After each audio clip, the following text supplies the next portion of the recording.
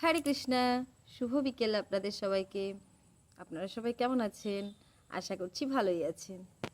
তো আপনাদের কি পুজোর কেনাকাটা সকলের কমপ্লিট হয়ে গেছে? আমারও মোটামুটি হয়ে গেছে। আমি তো বলেইছি এবার সেরকম কিছু নিইনি, ভগবানের একটা সিংহাসন নিয়েছি। তো দেখুন আমার ভ্রুগুলোকে একবার।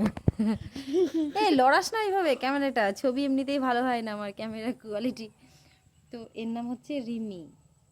বল তোর নাম বল। রিমি। ওইভাবে বলতে হয়, ওইভাবে বলে কেউ?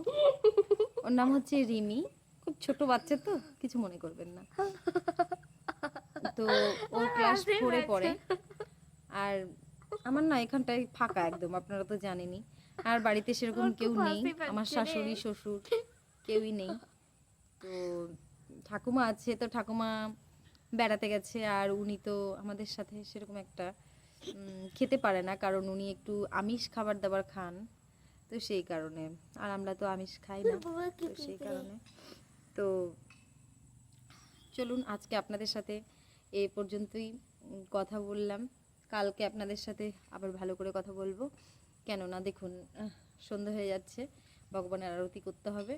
আর আপনাদের কালকে আমি ভগবানকে কালকে আপনাদের কিছু জিনিস দেখাবো, একদম টাটকা। আপনাদের দেখতে কেমন লাগে অবশ্যই আপনারা জানাবেন আমাকে। চলুন, হরে কৃষ্ণা।